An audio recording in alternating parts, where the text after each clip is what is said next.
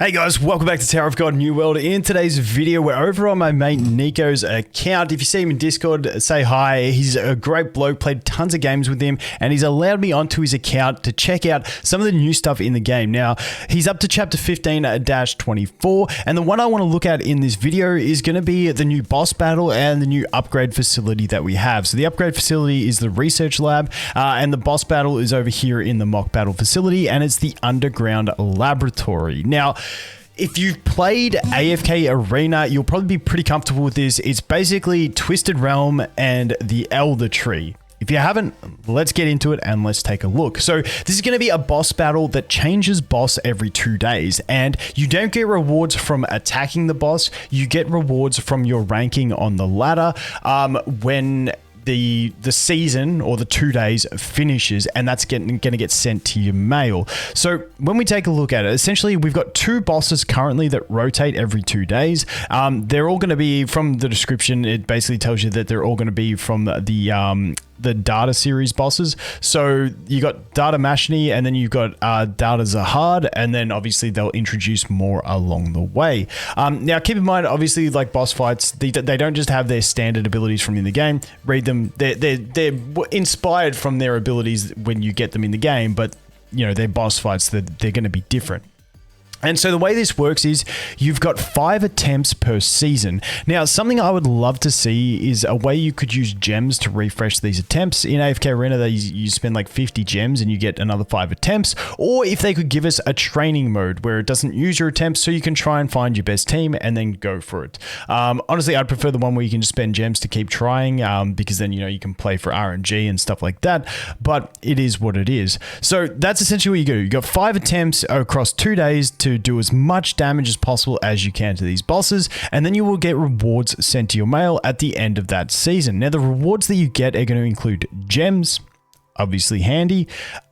This one over here is going to be like a battle pass experience, and this battle pass is going to give you like character. Sorry, dude, I can't even remember what it's called, but the leveling your character slots experience. So this is a very valuable one. Good stuff. I always forget what they call it, but it's for leveling your characters essentially. And then the other thing that we have in there is this data shard, which I will show you when we look at the other facility for the upgrades, but that is where these are going to be used. So these are going to give you some stats on characters and stuff like that. So when we go into these battles, you have also different formations in them. You can see this Data Mashni one. We have this formation here on the bottom left, which is going to be the 2 outside characters are going to be your front row, and the 3 middle characters are going to be in your back row. So I don't know if they'll change it up, like maybe next time we fight her there'll be like 1 front row, or maybe it's like her boss fight is always going to be that, and then so on and so forth. We'll have to wait more and see. But essentially, you got a boss fight, you try and get as high as you can in the leaderboards. Now, I'm not sure how these leaderboards are going to be separated. In AFK Arena, you do battle groups, which includes like a few servers. So I'm not sure if it'll be like battle groups or it'll be server based. My assumption would be battle groups where it spreads across multiple servers, but not too sure exactly how it's going to work. So have to wait and see in that one.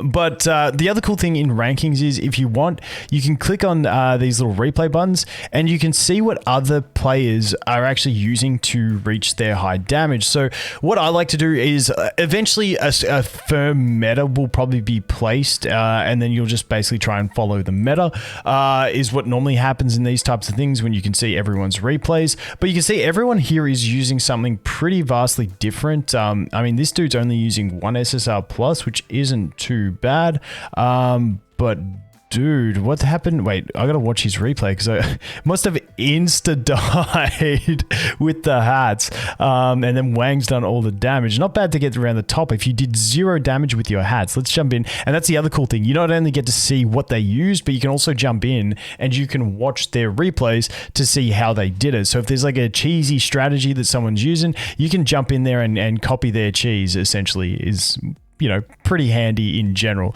So let's go into this one. Okay, hats looks like he's hitting. He's missing every time. Has Hat just missed? Has he just missed every attack? I don't know if he missed every attack or what happened there, but You get the gist. There you go. But yeah, I find it fantastic that you can go ahead, check players' replays, get an idea. Now, some people may get annoyed because they come up with the genius strat and then everyone copies them, but it is what it is. I mean, same playing field for everyone, I guess. But dude, this fight didn't even last long. I feel like this guy could get way more damage if he retried that a few times. I feel like he'd get way more. But not too bad. Respectable on the damage. But yeah, that's what we're looking at for that one. And that's pretty much all there is to the boss. Like I said, it'll be every 2 days. Come in, make sure you do you only have to do one fight because you only have to get placed. But I mean, do your five fights, try and get the best damage, even if it's with the same team, retrying for RNG and stuff like that. And that's going to be it. Now, this unlocks around chapter 12, I believe it is. So most players should be getting there maybe maybe 3 to 4 weeks into the game for free-to-plays who haven't had godly luck. Something like that, we'll have to see. But let's jump over to this, the research lab, and take a look at this one, because these things are like, these things are hand in hand. You do one to get the currency to jump across into the other and go ahead and increase your stats. So when we look at this one, the info, the cool thing is you can reset these, but essentially what this info says is when you upgrade these, you're going to start at one stat, go to the next one, go to the next one, and the cost to upgrade will increase each time. Now, these things are grouped, separated by, I mean, I watched the anime, so you know how they have like the fisherman, they have the spear bearer, like they have all those different groups.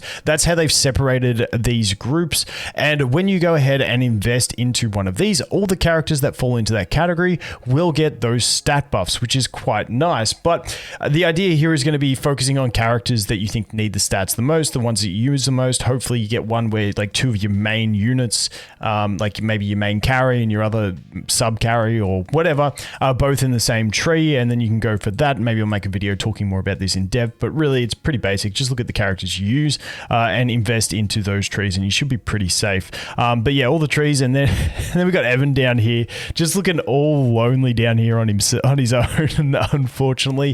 The cool thing is you can reset them as well. You've got the red reset button. It is going to cost you 300 gems, so it's going to cost you 1 pull to go ahead and reset. So, I mean, it's not the end of the world. I'd rather if you reset it, it resets the entire tree, but it looks like it's going to only reset that individual one. So if you messed up your tree, it'd be nice just to go, okay, let's refresh this whole everything in here, every branch of it, and let's restart and invest where we want to do it. But essentially, it looks like it's only going to be stats, unless they add something else. Hopefully, they add something interesting to it, because it's kind of boring where we just got like a million different little stat weighting things that are just sort of tedious to manage. So I'd like it if they offered a little bit more to this, but at the moment, it's just going to be some stat increases focusing on the characters that you really use the most and you want to upgrade. So that is going to be it for this one. Like I said, if there's anything else you guys want to see, I'm sure Nico will allow me the use of his account. The champion's been doing the team thing and building up units that are off meta and no one wants to build so that he can test them. Mad respect for the man doing that. But as always, guys, thanks for watching. Hope you have an awesome day, and I look forward to seeing the next one. Cheers.